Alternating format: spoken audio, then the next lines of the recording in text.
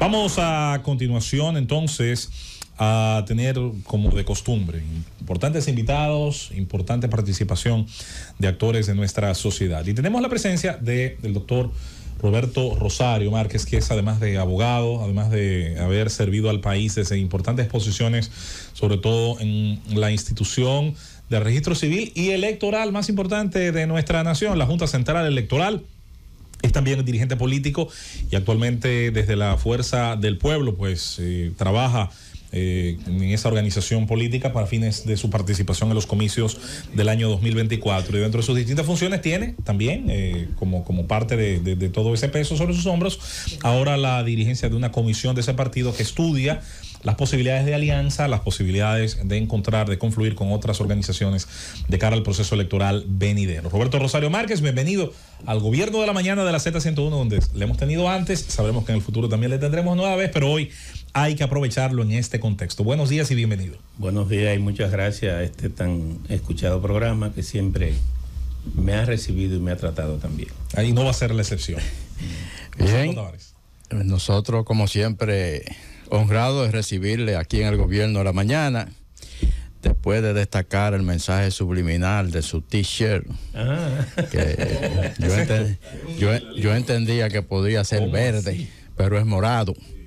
Bueno, Roberto, tu rol frente a la Junta Central Electoral en un momento político como este, esas son preguntas que siempre te son pertinentes. Ahora, yo quiero comenzar en función de tu alta posición a lo interno del partido Fuerza del Pueblo, del cual eres uno de sus dirigentes más reconocidos, preguntándote lo siguiente, y sobre todo por tu experiencia en materia electoral. En las elecciones del 20, la Fuerza del Pueblo tuvo una votación más o menos que se correspondía con lo que era un partido de reciente fundación que estaba construyendo su estructura.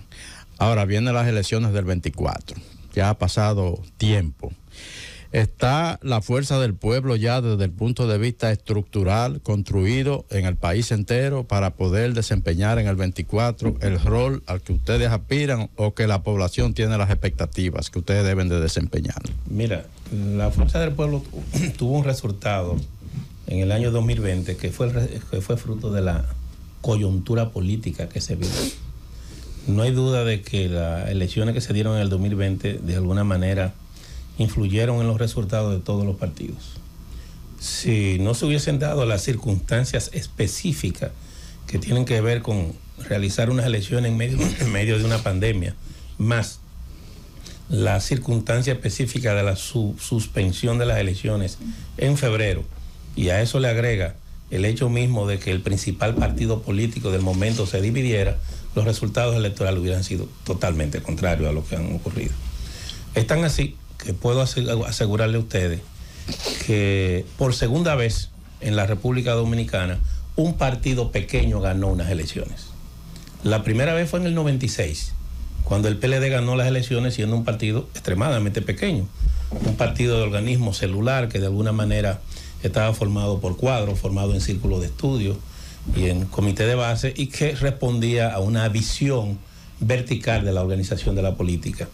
Pero ganó como consecuencia de una acertada política de difusión y presentación de lo que era su plataforma programática y de empatía con el electorado, y por qué no también de la fragmentación del voto del Partido Reformista, ya que su líder histórico, el doctor Joaquín Balaguer, aunque el candidato era Jacinto Peinado, influyó y buscó los mecanismos para que una parte de su electorado en la primera vuelta se inclinara por el presidente Leonel Fernández.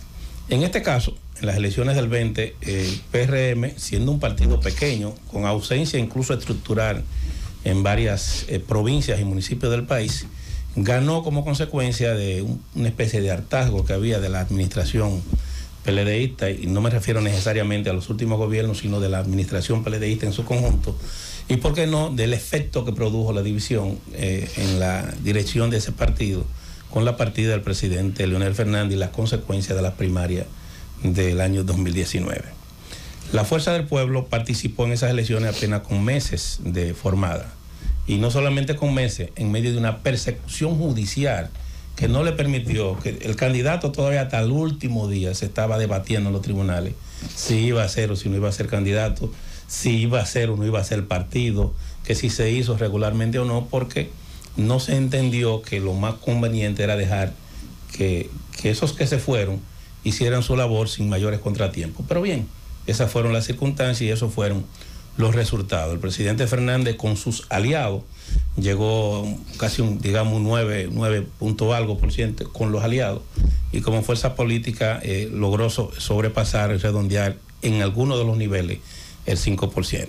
Ahora bien, ahora mismo la Fuerza del Pueblo ha venido creciendo, se ha venido consolidando y ha formado las estructuras en todo el territorio nacional. Al día de hoy, te puedo asegurar que la Fuerza del Pueblo tiene estructura en todas las secciones, parajes, distritos, municipios y provincias y en el exterior.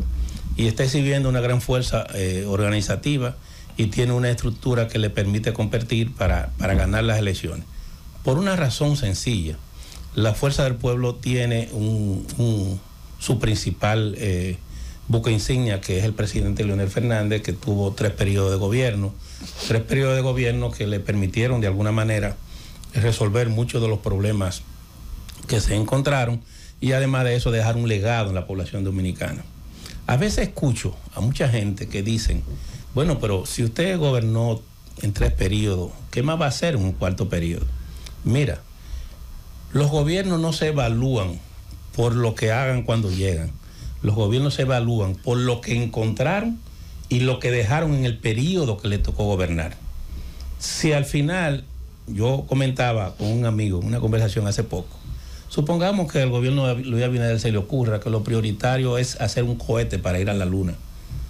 Va a hacer el cohete y irá a la luna, pero eso no es lo que le interesa al pueblo dominicano, ni le va a resolver los problemas a la población.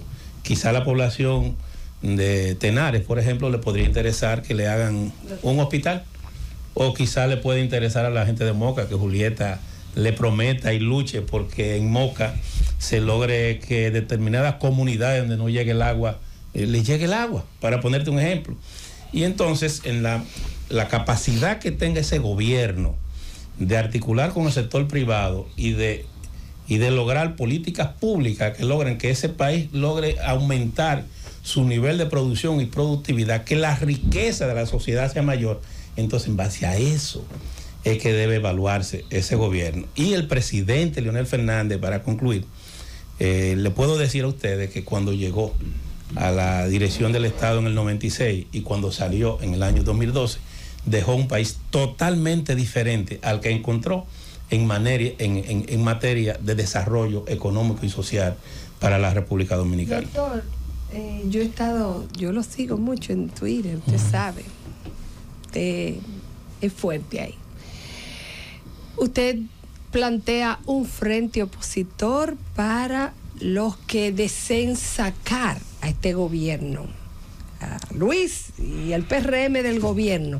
Sin embargo, este gobierno ganó en parte por ustedes. Hicieron alianza en algunos aspectos y usted lo ha dicho, la excisión del Partido de la Liberación Dominicana y la oposición férrea que le hizo Leonel Fernández desde el día en que entendió que el algoritmo lo había sacado, fue terrible. O sea, realmente yo diría que fue más fuerte que nadie. ¿Cómo ahora venderle a ese electorado que ustedes quieran sacar al PRM, que está ahí en parte por el trabajo que ustedes han hecho, cuando se escucha mucho las voces de alguna gente que ni vuelven ni van? ¿Cómo venderle entonces a esa gente que ahora ustedes lo quieren sacar, y lo quieren sacar con la ayuda del Partido de la Liberación Dominicana? Mira, Susana, yo me he propuesto, como tú bien has dicho, en su última reunión, la dirección política de la Fuerza del Pueblo me designó como coordinador de la comisión que tiene el propósito de crear un frente opositor para sacar del gobierno al Partido Revolucionario Moderno y a Luis Abinader, porque no le han dado solución a los principales problemas de la República Dominicana y porque no tienen la capacidad de articular una ejecutoria gubernamental que se corresponda con la situación que está viviendo el pueblo dominicano. Entonces, por esa razón, nosotros estamos construyendo este frente opositor. Ahora, en atención a tu pregunta, yo por esa misma razón debo ser cuidadoso en lo que digo. No es lo mismo lo que yo podía decir una semana antes que lo que puedo decir hoy, porque ya esa posición que ocupo me obliga a manejar el tema con prudencia. Sin embargo, mira lo siguiente. Todos los partidos políticos tienen diferencias. Y esas diferencias se pueden expresar por múltiples razones. Ya no tanto por razones ideológicas, porque después del año 1990-91, con la caída del muro de Berlín, las ideologías prácticamente han colapsado, a excepción de algunos países como España o parte de Europa y Estados Unidos, ahora con Trump y los demócratas, los temas ideológicos han venido cediendo y cada vez hay más pragmatismo en la política. Y en el caso dominicano, con más razón, que siempre hemos sido un país especial en esa materia. Por tanto, lo que yo pienso es que los partidos políticos que son opositores tienen que evaluar su posibilidad electoral. ¿Cuáles son las posibilidades que tienen en este mercado que se está dando? Es verdad que en el año 2019 nosotros hicimos alianzas y esas alianzas se limitaron básicamente al nivel congresual. Para ponerte un ejemplo, en las conversaciones que hubo de alianzas en el año, que me tocó a mí coordinar, por cierto, en el año 2020, la propuesta inicial de candidato de senador para la provincia de Espaillá fue José Rafael Vargas. Se supone que José Rafael Vargas debió ser el candidato a senador del PRM y de la Fuerza del Pueblo. Se supone que Amarili de los Santos debió ser la candidata a senadora por la alianza opositora en ese momento en la Roma. Leonel mandó a que se quedaran ahí. Déjame decirte. Y en adición a eso, se dio en otros lugares. Ahora bien, Leonel, yo pienso, viéndolo ahora en retrospectiva, entendió que había que dejar que cada compañero tomara su decisión. Es difícil para un líder político decirle a una gente que va a aspirar a senador, a diputado, que se siente que está cómodo en un partido de gobierno y que puede ganar, que tú le digas, mira, ven conmigo, y que después esa persona pierda y culpe a ese líder, coño, perdí por ti. Yo no soy senador, o no soy alcalde, o no soy diputado. En ese sentido, él le dijo, miren, yo prefiero que ustedes se queden ahí, porque nosotros también estábamos conscientes de alguna manera de la situación y no nos arrepentimos de lo que hicimos. Al final nos dio los resultados que deseaban. Yo creo que todos esos partidos, muchos de los cuales con los cuales ya hemos hecho contacto y hemos avanzado parte de nuestra agenda de alianza, están viendo bien el frente opositor. Ahora bien, en el caso del Partido La Liberación Dominicana, yo escuché, creo que en este programa, he escuchado a varios de sus dirigentes, por ejemplo a Charlie Mariotti, que es el secretario general. Escuché esta semana que acaba de concluir a su candidato presidencial, Abel Martínez, y a su jefe de campaña decir que ellos al día de hoy no han tomado una decisión oficial sobre el tema de las alianzas y que será a mediados del mes de mayo que ellos van a fijar una posición al respecto. En ese sentido, yo te diría que nosotros como partido político queremos ser respetuosos de los procesos internos del PLD. Ellos deben evaluar qué es lo que más le conviene a su partido y nosotros no debemos interferir en ese sentido. Ni yo ni ningún dirigente de la Fuerza del Pueblo debe ser parte de esa discusión, como no admitiríamos que se inmiscuyeran en la discusión nuestra de ese tema. Ya si dentro de ellos hay algunos que creen que eso es correcto o no es correcto, deben ellos decidirlo. Cuando eso se presente, si ellos entendieran que las condiciones son favorables para que haya un frente opositor, bueno, pues entonces lo evaluaríamos en ese momento y nos sentaríamos a ver lo que ocurre. Al día de hoy, la verdad es que no ha habido ningún tipo de conversación oficial con el Partido de la Liberación Dominicana para la concertación de un frente, porque no le voy a mentir. Ahora, también te tengo que reconocer que muchos dirigentes del PLD y, ¿por qué no?, dirigentes de la Fuerza del Pueblo también hablan, porque son dominicanos y jugamos dominó y nos encontramos en cualquier lugar, en un restaurante, en una esquina, y siempre se intercambian opiniones. Y pareciera, interpreto, que en la mayoría de la base del Partido de la Liberación Dominicana hay un sentimiento favorable a que haya un acuerdo electoral. Ahora ya tenemos que ver cómo se expresa eso de manera orgánica en ese partido. Yo te diría que en las mediciones que nosotros hemos visto, en todos los escenarios que se han dado, la oposición gana las elecciones en primera vuelta. Yo te diría que la oposición en el nivel presidencial concita un apoyo que le permite ganar, no cómodamente, pero ganar al actual gobierno en una primera vuelta electoral. Pero si los PLDistas entienden que se sienten más cómodos en el gobierno del PRM y que de alguna manera los compañeros de ese partido están trabajando en ese gobierno, pues que se sientan cómodos ahí. Si ellos entienden que no están siendo maltratados, si ellos entienden que este gobierno está permitiendo que la gente coma bien, que la gente se transporte mejor, si ellos entienden que este gobierno garantiza que a la gente le llegue el dinero a los bolsillos para poder ir a los colmados de los supermercados, nosotros respetaríamos su decisión. Si ellos entienden que esa no es la situación, si ellos entienden que hemos involucionado, que el país está en un retroceso en términos económicos, políticos y social, yo pienso que ellos pueden tener la oportunidad de ser parte de un frente opositor, pero es un tema del PLD, no de nosotros. Sí, doctor Roberto Rosario, bueno, yo tenía una pregunta, pero bueno, esa última parte de Roberto me obliga a mí a variar entonces la pregunta para hacer una pregunta entonces política. Digo yo, he escuchado tanto al presidente del candidato presidencial, Abel Martínez, como al propio Francisco Abel decir que el PLD es un partido de las grandes alianzas. El PLD como organización política nunca ha descartado alianza, pero todo tiene su momento. Y hay que esperar que los liderazgos se desarrollen y las propuestas se desarrollen. Y hay escenario de primera y hay escenario de segunda vuelta. Y lo que hay que ver es, como usted dice, que cada partido político, en función de la conveniencia para la existencia misma de esos partidos políticos, puedan establecer también esas alianzas. Y quería establecer eso. Entonces, dicho eso, quiero irme a la parte ya histórica, Roberto, con usted. O contigo, ¿verdad? Puedo decir contigo. Mira, yo pienso que el papel en la Junta Central Electoral tuyo es histórico, en términos personales lo veo así. Aquí se creó una frontera jurídica que no existía con el tema que tenía que ver con la nacionalidad dominicana. La sentencia 168-13 le dio un marco jurídico y le dio una orden prácticamente a la Junta Central Electoral para tener que actualizar, regularizar todo lo que tiene que ver el registro electoral, y a partir de ahí entonces vinieron una serie de presiones.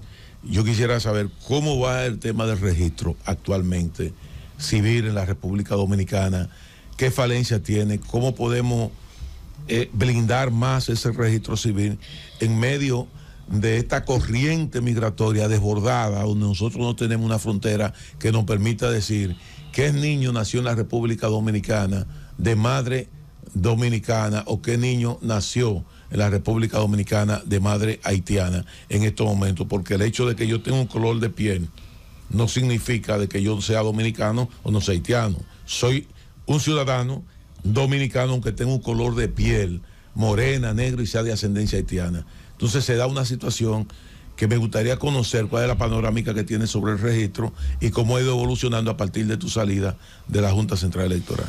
Bueno, mira, debo reconocer que, o debo de informar que yo tenía mucho que no volvía a la Junta. Yo fui a la Junta ahora cuando fui con Leonel Fernández, que fuimos a visitar la Junta, yo tenía casi 7 años que no pisaba la dirección de la Junta por una sencilla razón.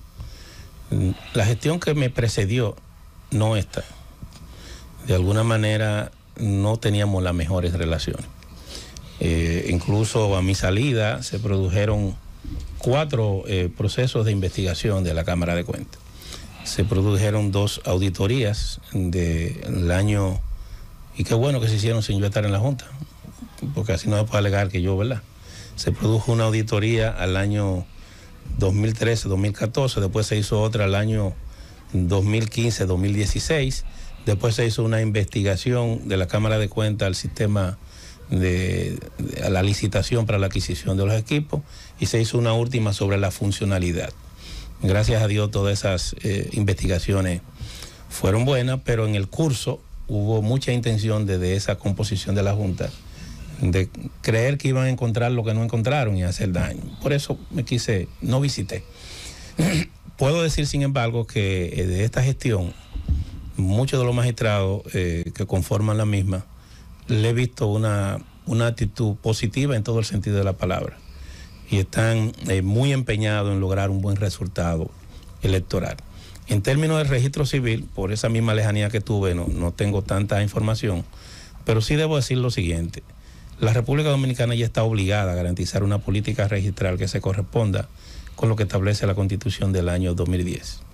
Más bien yo creo que lo que debemos discutir es si el sistema híbrido que tenemos de jus soli y jus sanguinis debe seguir existiendo, o si debiéramos plantearnos formalmente como país evolucionar a un sistema de jus sanguinis que resuelva de manera definitiva la situación que tenemos, que es provocada por este exceso migratorio que no va a ser controlado por ningún gobierno de la República Dominicana, por una sencilla razón.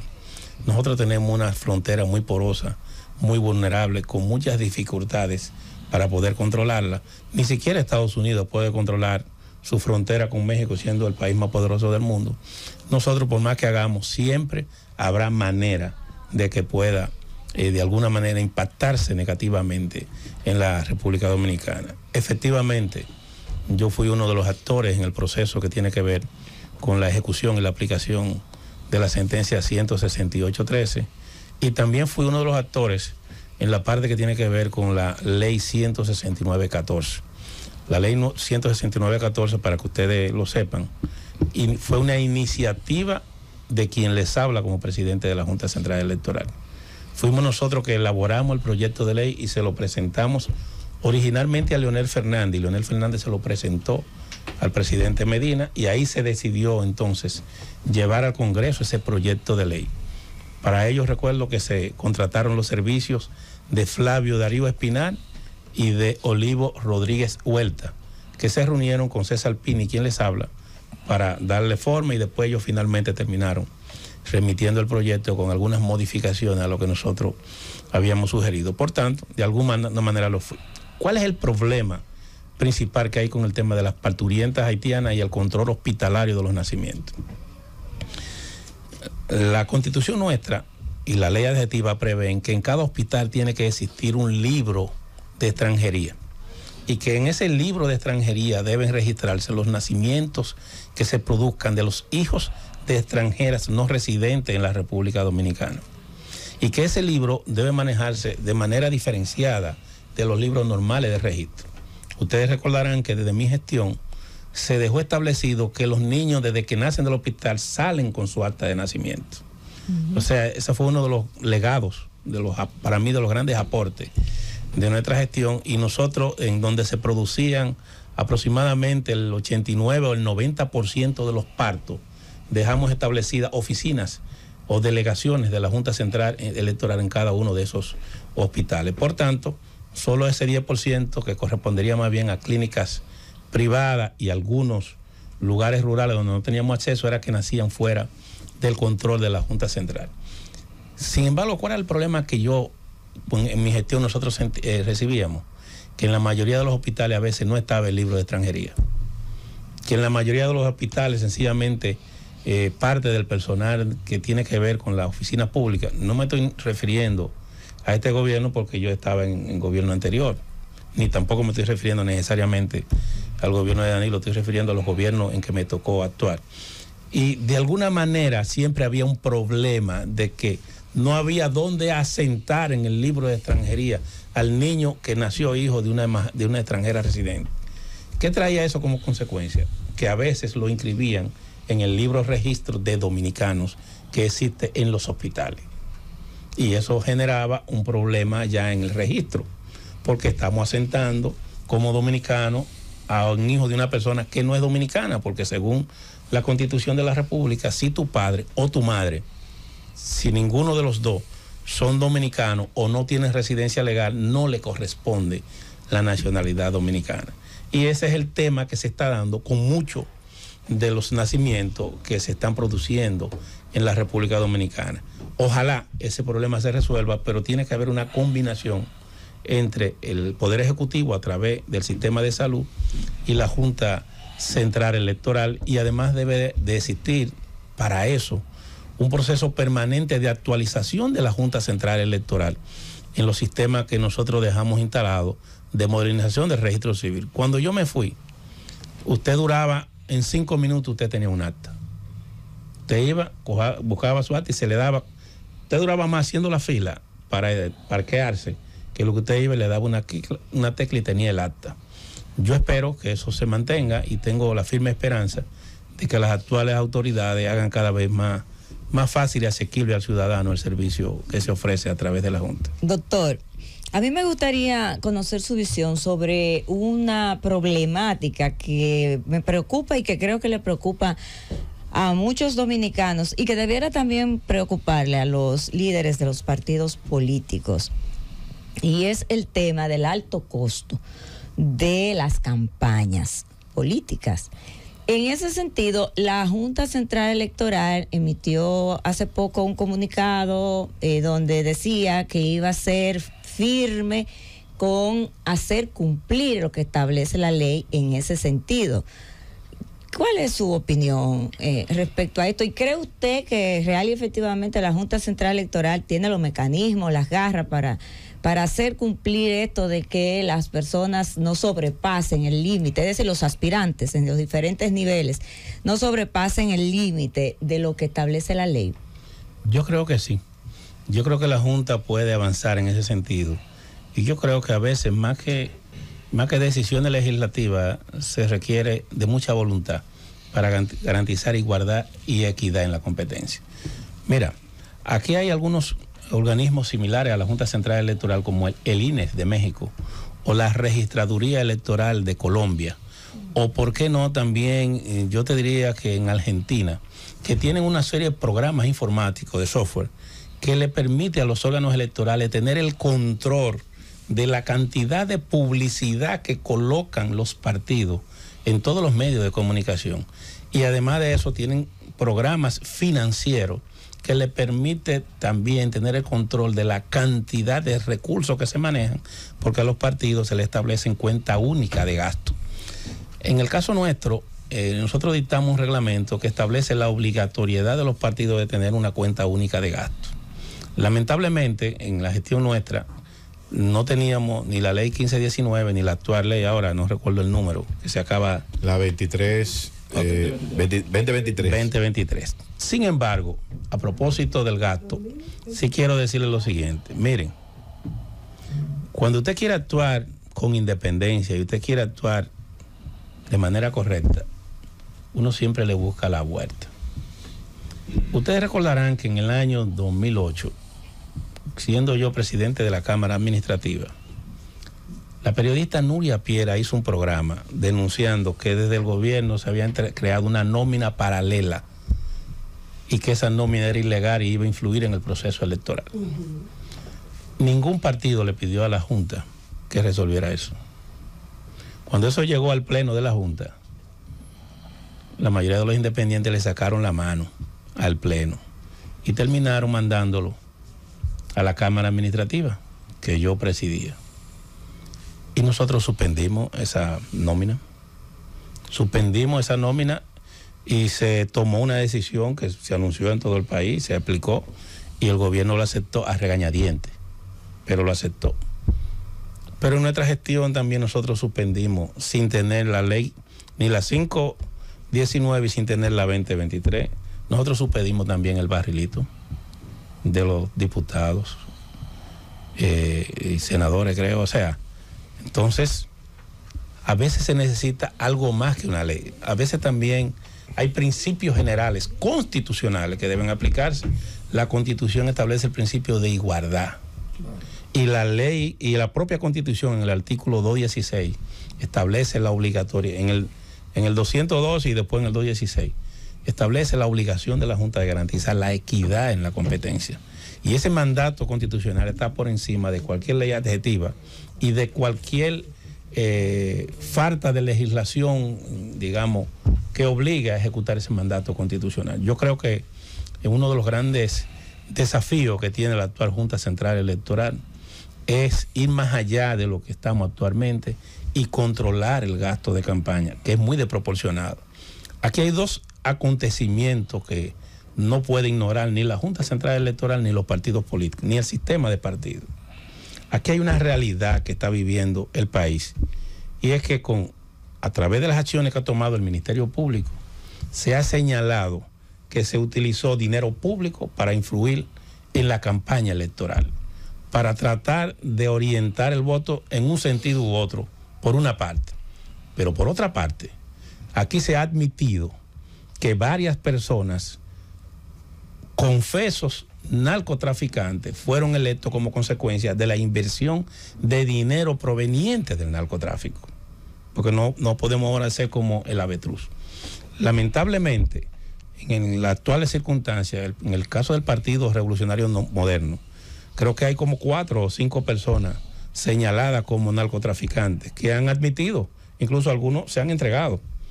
Y aunque han alegado locura para no ser juzgados, veo que han estado reclamando su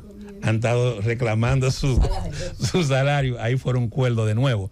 Pues esa gente, sin embargo, financiaron, y fruto de ese financiamiento de dinero sucio proveniente del narcotráfico, fueron electos diputados como él mismo, y esos votos de diputados también llegaron a senadores, y esos votos también llegaron a presidentes.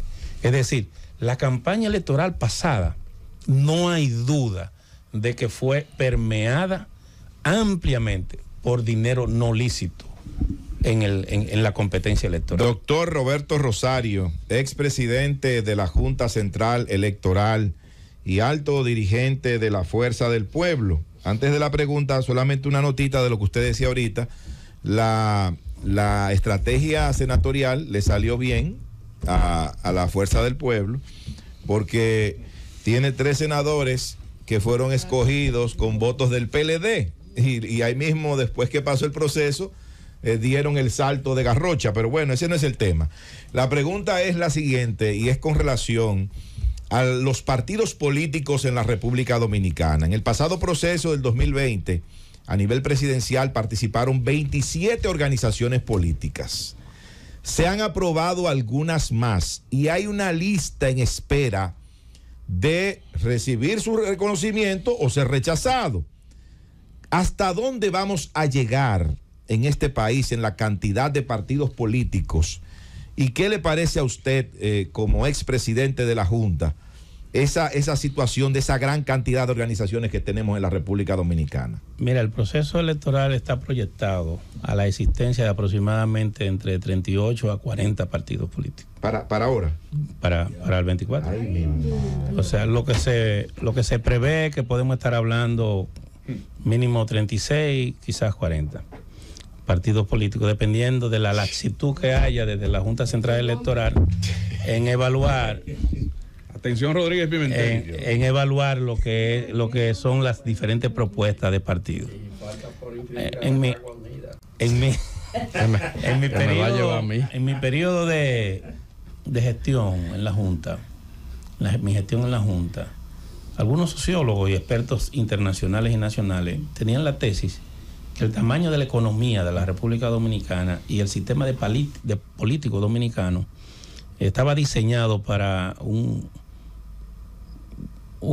sistema de partidos funcional de entre 7 a 15 partidos políticos. Eso era lo que sostenían los expertos en la materia y en los diferentes eventos que realizamos. Sin embargo, de alguna manera tenemos un sistema de partidos que se ha ido agrandando, y además hay que reconocer también que hay aproximadamente una veintena de partidos que juegan un papel efectivo en los procesos electorales.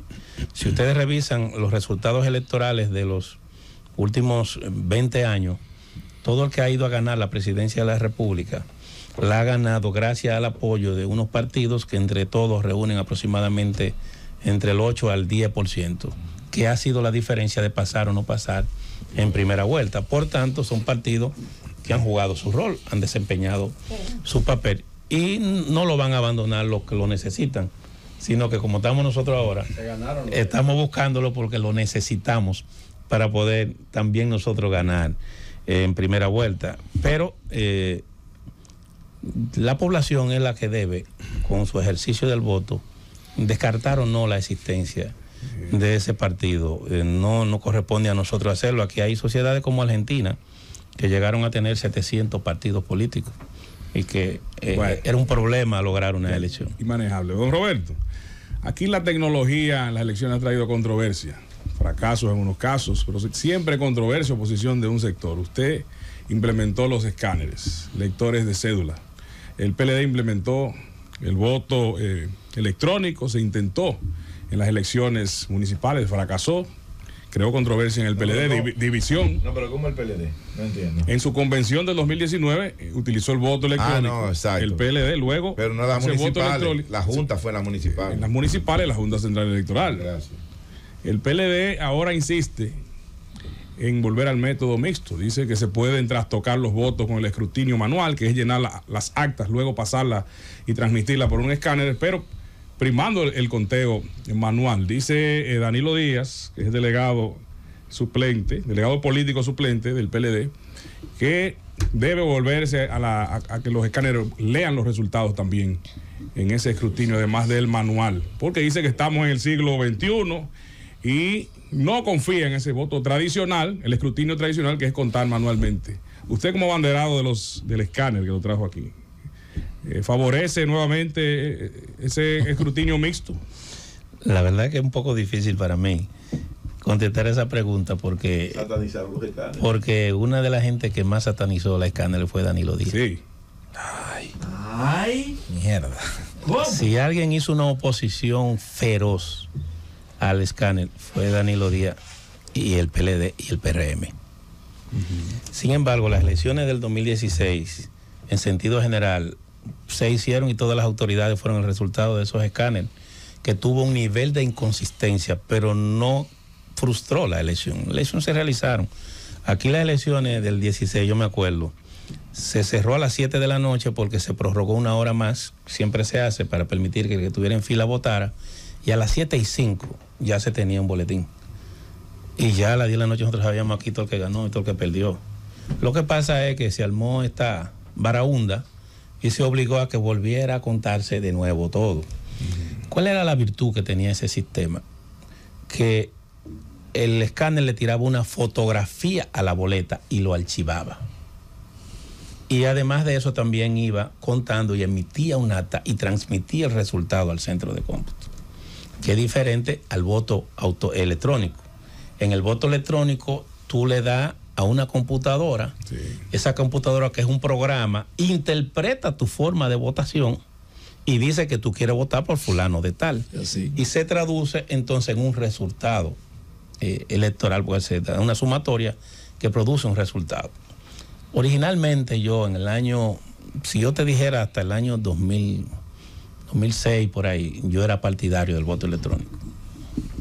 Sin embargo, a mí me tocó ser presidente de la Asociación Mundial de Órganos Electorales y visité todos los países del mundo, África, Asia, Europa y América Latina. Y me di cuenta que la mayoría de los países de Europa, primer mundo, habían salido del voto electrónico. Así es. Holanda, Alemania, Dinamarca, todos esos países. Y el argumento fundamental de ellos, mediante sentencia de los tribunales supremos de esos países o constitucionales, es que el voto electrónico deja una trazabilidad y una posibilidad de determinar por quién se votó, o además de eso, de variar la voluntad del elector, porque es un programa informático. Exacto. Y volvieron a lo que ellos le llaman la política del lápiz, a la cultura del lápiz y el papel. Igualmente ha ocurrido en la mayoría de los países donde se ha implementado. En Corea del Sur yo pude observar que uno de los principales potencias tecnológicas, la gente vota a mano. Y el escrutinio era como el de nosotros aquí. Bueno, doctor, lo he escrito, porque si no las actas en derecho penal no fueran escritas. Por esa razón yo me incliné por buscar una solución que implicara no tocar la cultura de la gente. Mira, el dominicano le gusta coger su boleta, le gusta mirarla, manosearla, a ver si quedó bonito su candidato y ponerle la mano por aquí, y a algunos les gusta botar en el símbolo y otro en la cara, y de eso es una cultura. Entonces yo siempre al final opté por no variar la cultura de participación política de la gente y traté de resolver lo que yo creía que era el problema fundamental, que era el conteo. y por eso se habló del escrutinio. En esta ocasión, el Partido Revolucionario Moderno y la Fuerza del Pueblo han apoyado la propuesta que está haciendo la Junta Central Electoral, en el sentido de que se mantenga la votación manual, que una vez se haga esa votación se levante un acta, que esa acta entonces sea escaneada y sea enviada a los centros de cómputo de los partidos, a los medios de comunicación y también a la Junta Central Electoral. Es la posición oficial de la Fuerza del Pueblo, doctor, que yo creo que es correcto. Doctor, dos cosas. Lo escuché hablando de como 40 partidos y que se necesitan esos partiditos para lograr el 50+1. En esa dirección, dos preguntas. Primero, usted tiene un sistema de doble vuelta electoral con un 50+1 que no ha servido sino para que el presupuesto se destine a construir mayorías más que a generar bienestar colectivo. Y dos, el tema del voto preferencial, en donde tenemos un Congreso que, lejos del listado cerrado, ahora con el voto preferencial está lleno de riferos, gaseros, de todo, menos de gente, en muchos casos capaz, con honrosas excepciones. ¿Estaría Roberto Rosario de acuerdo con que se elimine ese sistema de doble vuelta electoral y que vuelva a mayoría simple o se baje el porcentaje y que se elimine el voto preferencial y volver a la vieja lista? Mira, yo soy partidario del voto preferencial, porque así como ha llegado personas que contaminan el sistema, también han llegado personas que de otra manera no habrían llegado. De alguna manera hay que darle oportunidad a la gente de que participe. Mira, el sistema de lista cerrada es un sistema elitista que solo privilegia a las cúpulas partidarias y trae como consecuencia la marginalidad y la exclusión. Yo soy opuesto a la lista cerrada. Un paréntesis, el doctor Salvador Ramos, expresidente de la Junta Central Electoral, establecía como usted, y dice él que a partir de los resultados, él hoy entiende que es mejor la lista. ¿Qué le diría usted? No, porque yo respeto esa opinión de mi amigo y hermano Salvador, sí, pero creo que está viendo un ángulo. Él está viendo un ángulo, que es el ángulo de la garantía del derecho del militante. Pero ocurre que ni siquiera es del militante, es del dirigente. Exacto. Porque ocurre que el militante no está protegido en ese sistema. Exacto. Aquí la situación era tal, señores, que en la lista, una lista salía del partido y otra lista llegaba a la Junta. Aquí no hay garantía de que los derechos de los ciudadanos y los derechos de los militantes simples de los partidos puedan ser tomados en cuenta. Yo soy total, además, se supone que en algún momento lo que debemos ir más allá es crear más cercanía entre el diputado, el regidor y el vocal con el elector. Se supone que en una democracia real, el ciudadano de Guachupita debe saber cuál es el diputado que lo representa. Todavía es muy genérico aquí. Debiéramos ir a un sistema debiéramos ir a un sistema donde la gente se identifique y sepa. Ahora mismo tú le preguntas cuál es el diputado de tu demarcación y la gente no sabe.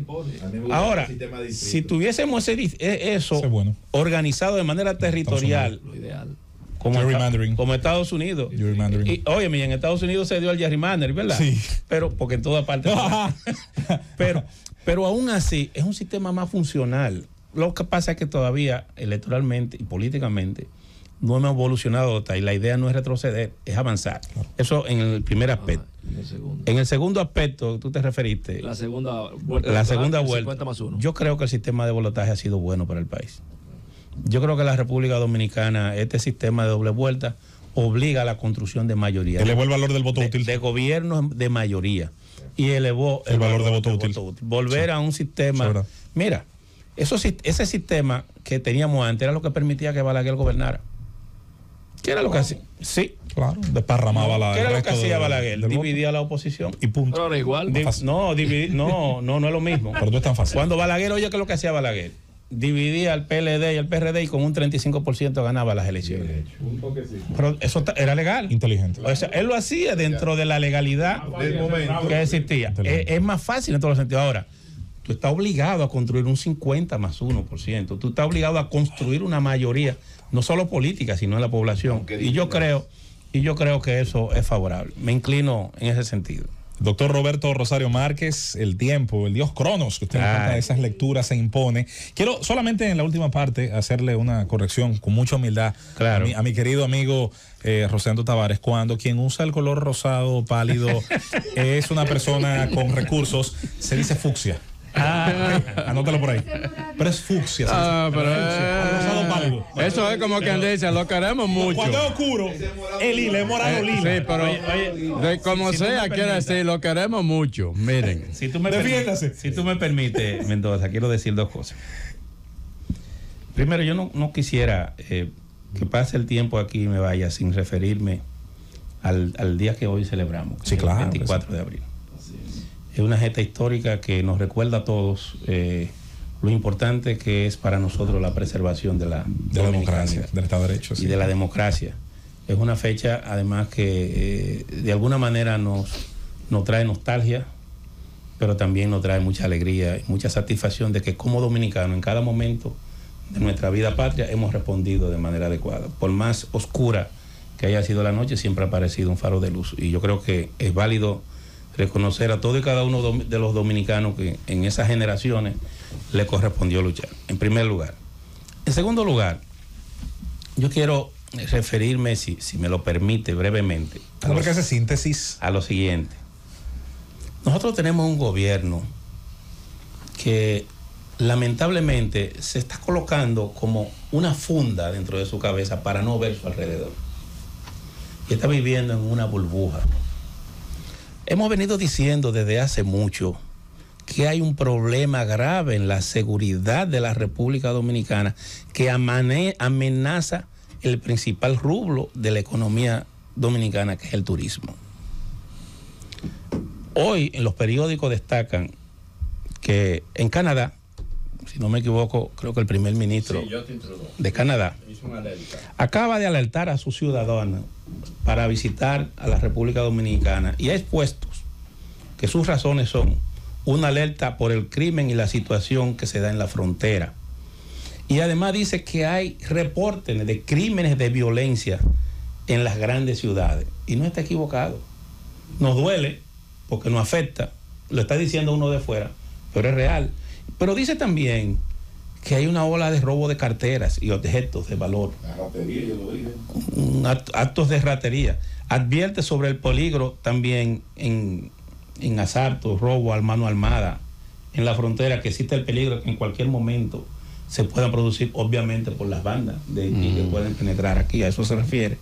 Y además de eso, según él, como es normal, se dan situaciones que pueden afectar a sus ciudadanos y por eso está esa alerta amarilla. Pero él lo está diciendo a pocos días de que un teniente acaba de morir como consecuencia de que cuando venía de su casa fue baleado. O lo está diciendo por una serie de situaciones. El caso del niño en Santiago que acaba de llegar, un dominicano que acaba de llegar de los Estados Unidos y llega. Entonces, ¿a qué se debe eso? A que estamos viviendo en una situación de dificultad económica, que el único camino que está permitiendo ver a la gente que para sobrevivir tiene que recurrir a eso, pero además a la ineficiencia del gobierno en combatir el crimen organizado. Entonces, como Fuerza del Pueblo no podía irme sin decir que este gobierno ha demostrado ser ineficiente, ineficaz en la protección y garantía de los derechos fundamentales del ciudadano al tránsito, a vivir en convivencia pacífica y ordenada. Quería hacer esa puntualización. Gracias al doctor Roberto Rosario Márquez en esta interesante entrevista que nos ha dado el gobierno de la mañana, esperando una próxima vez, ¿por qué no?, tenerle de nuevo en esta cabina, hablar de otros temas que nos faltaron o profundizar en los que ya estuvimos tratando. Gracias, de verdad. Gracias a ustedes. Llévatelo, Cundo.